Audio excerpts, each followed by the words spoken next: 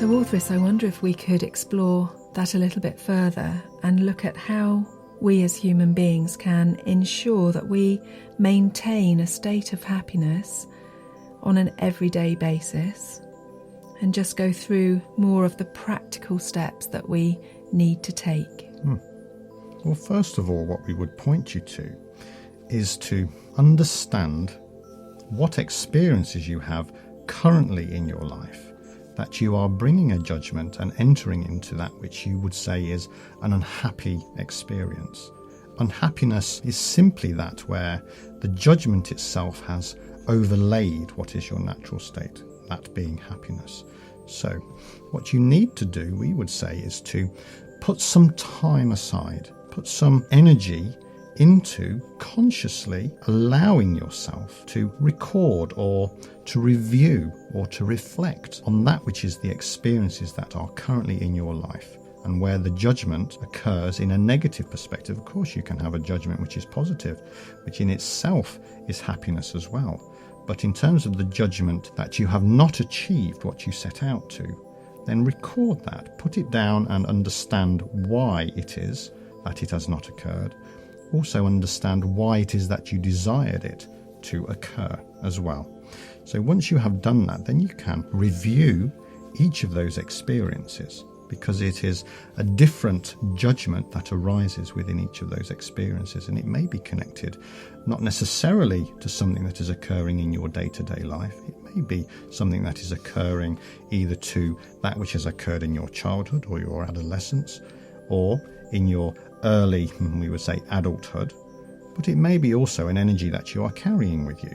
So it is important to understand where the judgment has come from and why you are desiring what you have desired. Of course, you, as we have said, may not be able to get to the full understanding, but when you look at each individual experience, spend time on that, record and look at what it is that you wanted, why you wanted it, and whether or not what you wanted is actually now important in your life at this particular moment in time. Because what human beings tend to do is they tend to spend much of their time in the past, or they tend to spend much of their time in the future, but not in the present moment.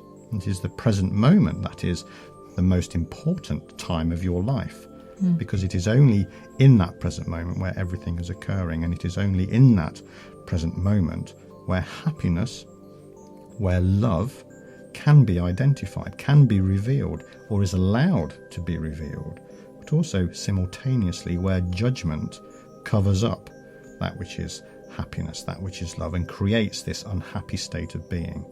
So once you have understood where that has all come from, then understand that it is not relevant to the particular moment in time as to where you find yourself, the present moment or the now moment, as some people refer to it, and that actually happiness exists in that present moment. It is only when you move out in the thought process into the future or back into the past, that is where judgment occurs. Judgment does not occur in the present moment. If you truly get down to the basics and the energy of the present moment, you will not find judgment, because judgment is, will I get something, or why didn't I get something? So it is in that present moment that you can release yourself. It sounds as though a lot of this hinges on a person's belief system and the specific beliefs that they may have acquired during the current life, or perhaps even they've incarnated with. It is important to reflect on that, because in terms of the ego itself takes from that which are the experiences that you have had at any point in your, what you say is your history, and uses them and utilizes them and projects them into the future to say, this is the life that this particular physical body needs to go through in order to survive. So when you understand that ego is the governing dynamic of your experience, of course, ego itself does not rest in the present moment. It is always thinking ahead and drawing from the past to create that which it desires the physical body to go through.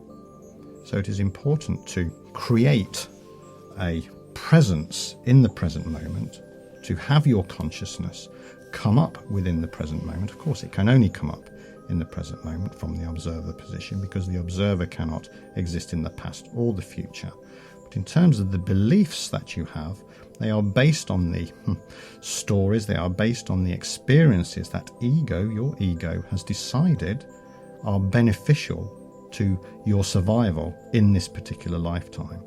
And when you understand that, when the observer sees that, there is a consciousness that comes around that, and the ego itself has to move into the background.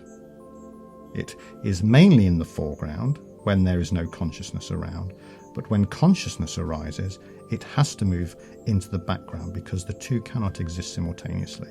So it really sounds as though maintaining conscious awareness of absolutely everything, from what's occurring around you to the beliefs that you have and the thoughts, is one of the major keys here to maintaining a state of happiness.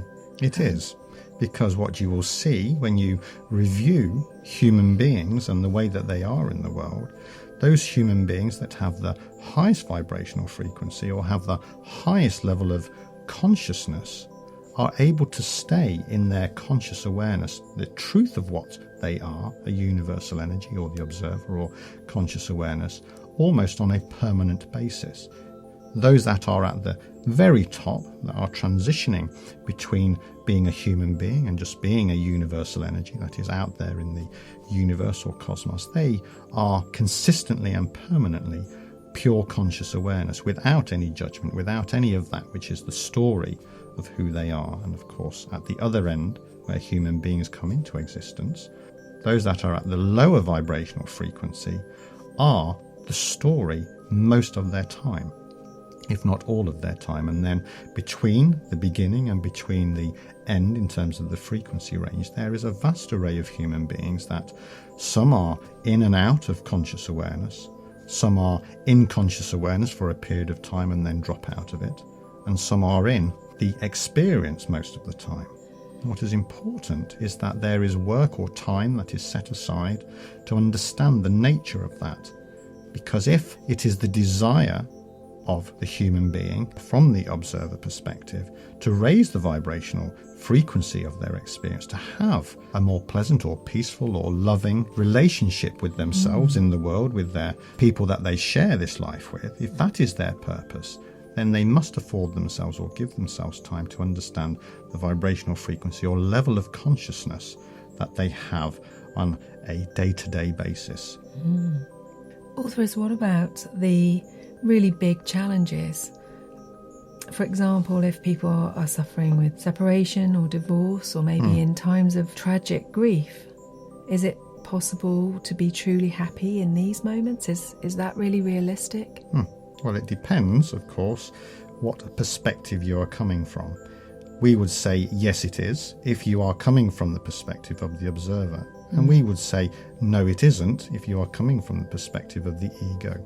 Because it is the ego that desires a particular outcome. And when that outcome is not achieved, whether it is to have continued in relationship or whether it is to have had that person remain alive within their life, and that the grieving process is not within the energetic field of their being, then what is important is that if you understand that you are not the experience, but you are the observer of the experience, then you can maintain a level of happiness. And with, we would say, practice, you can, as we have said, move from that which is the observer, which is out of the experience, but moving into the experience to feel the unhappiness, to feel the grief, but also be able to be consciously aware that it is not you, that the truth of you is what, and you can move back out again. But it is a matter for you to decide. In terms of those particular examples, they are the harsher examples for human beings. Of course, there are many smaller ones in terms of energetic relativity to the way that they live their life. But when you are faced with big energetic experiences where you are desiring an outcome, or where you are feeling that an outcome has been forced upon you, then what is important is that you can become lost in that. You can become trapped, you can become caught in that experience. And it is the physical body, it is the mental mind, in terms of the thought processing that you go through, that keeps you trapped in that. But there will be, if you have practiced sufficiently, if you have given time to understanding the nature of what you are, conscious awareness, that if you move continuously every now and again through that process, but back into the conscious awareness of what you are, then the alleviation of that which is unhappiness will occur. You will begin to realize that the outcome of many of the experiences that you have had have been beyond that which is your control. It is beyond that which you are able to manage in the context of what the outcome was going always to be. So you simply allow that to happen. You simply allow the death from the physical perspective of the person that you were close to. You simply allow perhaps someone else to take a promotion. You simply allow yourself to be in the experience, but observing the experience. Of course, once you allow yourself that, then the judgment again itself drops away. And of course, what occurs is that happiness arises simply because you are not judging that you have not had the outcome that you desired. You've mentioned there about the physical body, and when two people live together for a long time, I know in the past you've spoken to us about their energy blending. And when one person leaves, through whatever circumstance, there is a natural unblending of the energy, and that presumably has an effect on the person, that they can feel the emptiness, perhaps. How would you suggest that they work with the energetic feelings from the observer perspective? What is important, firstly, for them to understand in that example, is that when there is a disblending of the energy, what occurs is an emptiness. Of course, when two people who have been an energy in their own right, if you like, come together and their energies begin to blend, what occurs is that the two become the one. Over time, their energies blend to the point where if they are together sufficiently over a long period of time, then their identity, if that is what they are desiring, begins to dissolve into that which is the identity of the one, and they begin to come from the perspective of the we rather than the I. Now, when they move apart, when one perhaps dies or one perhaps seeks a divorce, what occurs is the disblending, and it leaves that other person in incompleteness. It leaves them with perhaps what is an identity crisis because of the nature of the fact that they have been the one identity and they are being called upon to create or design a new identity in a world which they are not used to, because the world that they are used to is having been in oneness with whoever they were in partnership. So it is important to understand that first. And in terms of coming from the observer position, then again, if in the relationship that they have been in, that they have practiced conscious awareness of the nature of their self in relationship from a blended perspective and maintained that which is a relative identity and have not become reliant on that which is the blended energy of the two people in the relationship, then they stand a good chance of overcoming the emptiness or the nothingness that arises when two people move apart for whatever reason. So again, we point you back to that which is a practice of being consciously aware of the relationship that you are in, being consciously aware of the dissolving of yourself into someone else's energy and them dissolving into your energy, you becoming one and you becoming lost in that. And that is fine if that is what you are desiring. But understand that as a result of that, if that relationship comes to an end, then you will need to move back into the observer position to reflect upon, to understand the nature of what your identity is outside of that. So it is important to spend time on that. I think these insights will be so useful for people so that they can really begin to develop the skills of remembering themselves as the observer, and therefore have a different perspective on lots of different issues and experiences that they are having in their lives. Thank you. You're welcome.